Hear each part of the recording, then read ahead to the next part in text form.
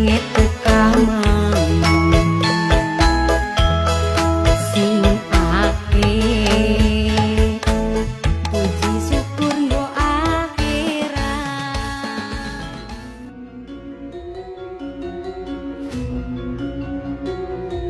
Cirebon mulanya adalah sebuah dukuh kecil yang awalnya didirikan oleh Ki Gedeng Tapa, yang lama-kelamaan berkembang menjadi sebuah perkampungan ramai dan diberi nama Caruban.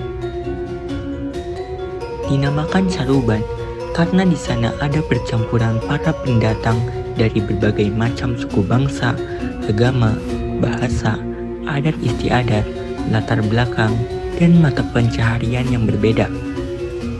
Mereka datang dengan tujuan ingin menetap atau hanya berdagang.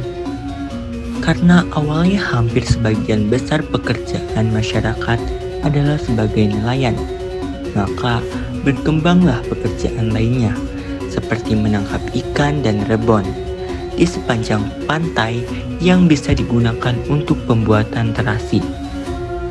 Lalu, ada juga pembuatan petis dan garam. Air bekas pembuatan terasi inilah akhirnya tercipta nama Cirebon, yang berasal dari cai yang artinya air dan rebon yang artinya udang rebon, yang berkembang menjadi Cirebon yang dikenal sekarang ini. Karena memiliki pelabuhan yang ramai dan sumber daya alam dari pedalaman, Cirebon akhirnya menjadi sebuah kota besar yang memiliki salah satu pelabuhan penting di pesisir utara Jawa. Pelabuhan sangat berguna dalam kegiatan pelayaran dan perdagangan di kepulauan seluruh Nusantara maupun dengan negara lainnya. Selain itu, Cirebon juga tumbuh menjadi salah satu pusat penyebaran agama Islam di Jawa Barat. Pendirian dan silsilah Raja Kerajaan Cirebon. Pangeran Cakrabuana 1430 sampai 1479 merupakan keturunan dari Kerajaan Pajajaran. Ia adalah putra pertama dari Sri Baduga Maharaja Prabu Siliwangi dan istri pertamanya yang bernama Subang Larang. Raden Warangsungsang memiliki dua orang saudara kandung, yaitu Nyai Rara Santang dan Raden Kian Santang.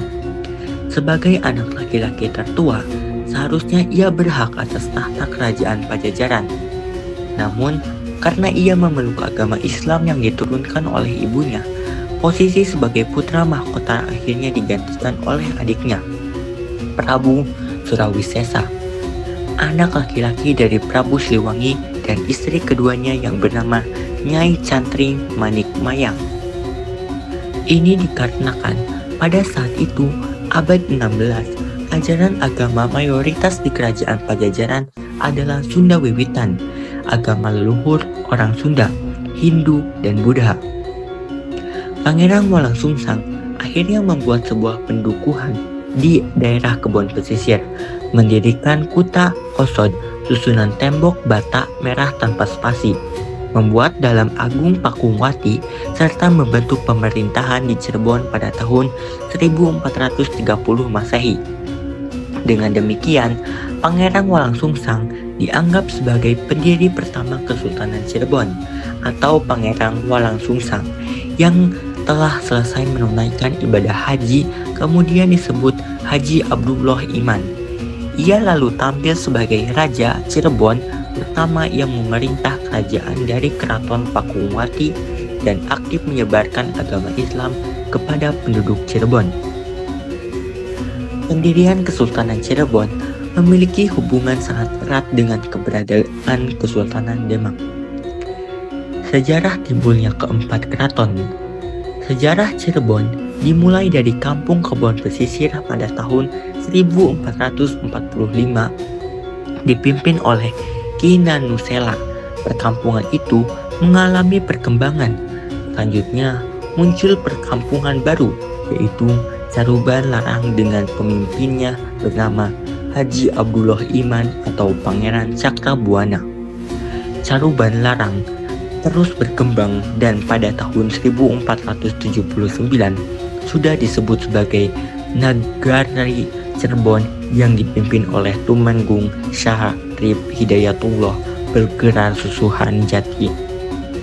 Susuhunan Jati meninggal pada tahun 1568 dan digantikan oleh Pangeran Emas yang bergelar Penembahan Ratu. Pada tahun 1649, Pangeran Karim yang bergelar Penembahan Girilaya menggantikan Penembahan Ratu. Penembahan Girilaya wafat pada tahun 1666.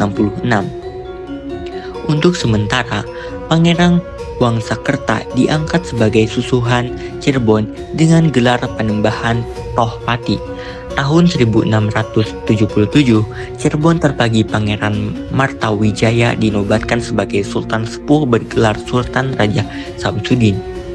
Pangeran Kertawijaya sebagai Sultan Anom bergelar Sultan Muhammad Badreddin. Sultan Sepuh menempati Keraton Kakungwati dan Sultan Anom membangun keraton di bekas rumah Pangeran Cakrabuana. Sedangkan Sultan Cirebon berkedudukan sebagai Wakil Sultan Sepuh. Hingga sekarang ini di Cirebon dikenal terdapat 3, yaitu Sultan Sepuh, Sultan Anom, dan Sultan Cirebon. Keberadaan ketiga sultan juga ditandai dengan adanya keraton, yaitu Keraton Kesepuhan, Keraton Kanaman, dan Keraton Kacirebonan. Di luar ketiga kesultanan tersebut, terdapat satu keraton yang terlepas dari perhatian. Keraton tersebut adalah Keraton Gebang. Menelusuri Cirebon dan kawasan pantai utara Jawa Barat, memang akan banyak menjumpai tinggalan yang berkaitan dengan sejarah Cirebon dan Islamisasi Jawa Barat. Beberapa bangunan sudah banyak dikenal masyarakat, seperti Keraton Kasepuhan, Kanoman, dan Kacirebonan, Taman Sunyaragi, serta komplek makam Gunung Sembung dan Gunung Jati.